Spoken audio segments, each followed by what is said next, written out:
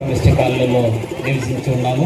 కానీ కనీసం రోడ్ అడిగితే రోడ్డు ఇవ్వలేని పరిస్థితి. ఇది ఇప్పుడు సింధు నాయక్ గారు చాలాసార్లు కాలు ముఖ్యము, కానీ ఎప్పుడు కూడా మా ఊరికి వస్తాననేవాడు కానీ వచ్చేవాడు కాదు. అదే రీతిగా టీఆర్ఎస్ ప్రభుత్వం ఉన్నప్పుడు కూడా చాలాసార్లు మేము ఎమ్మెల్యే గారి దగ్గరికి వెళ్ళడానికి ఇలా చేశాం, కానీ మా మీద కనికరం అనేది గాలి అనేది లేకుండా పోయిందండి. మరి ఎప్పుడైతే తెలంగాణలో కాంగ్రెస్ ప్రభుత్వం వచ్చేది అధికారంలో, వెంటనే ఎమ్మెల్యే గారు గెలవటకు వచ్చేసి మీకు ఓటిస్తానని మాట ఇచ్చాడు.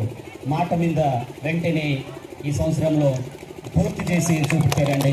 ఎంత ఇది మేము అందుకే రుణపడి ఉంటున్నాం. మరి మేము మా దగ్గర ఉంటున్న 200 ఓట్లు కూడా మేము కాంగ్రెస్కి వేస్తామని కత్తి గుర్తు మీద వేస్తామని మాట ఇస్తాము.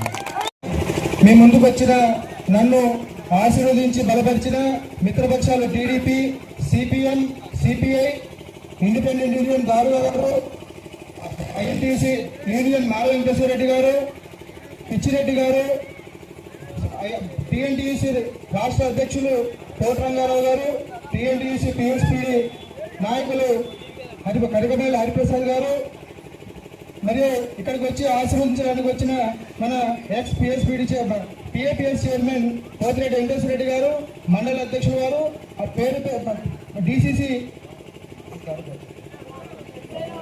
డిసిసి మైనార్టీ ఖాన్ గారు, చంటి గారు, మల్లకృష్ణ గారు, రాయలకృష్ణ గారు, నాగసింధు గారు, మరియు ముఖ్యంగా టీడీపీ మండల అధ్యక్షులు జగదీష్ బాబు గారు, ఇలా పేరు పేరున అందరికీ శిరస్సు వచ్చి నమస్కారాలు తెలియజేస్తున్నాను. ఈరోజు సారు పాయంగా అభ్యర్థి కిషోర్ గారికి Congress party, Telugu Desam party, CPI, CPM అన్ని మిత్రపక్షాల నాయకులకు ముందుగా ఉదయపూర్వక ధన్యవాదాలు.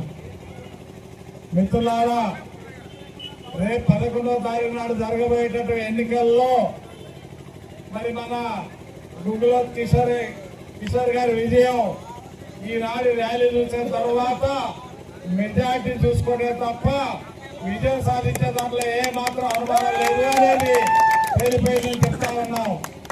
అట్లాగే పనిచేసేటటువంటి అన్ని మిత్రపక్షాలు కూడా బ్రహ్మాండంగా ఆయన విజయాన్ని కాంక్షిస్తూ పనిచేస్తా ఉన్నారు. మన ప్రత్యర్థి అయినటువంటి మిత్రులు పోటీ చేస్తా ఉన్నారు. కొంతమంది గతంలో వాళ్ళు ఇక్కడ 2 సార్లు మనం గెలిపిస్తే ఈ సార్పాక గ్రామ ప్రజలకు వారు చేస్తున్న సేవ మీరందరూ చూశారు. ఆయన ఈ గ్రామాన్ని వదిలి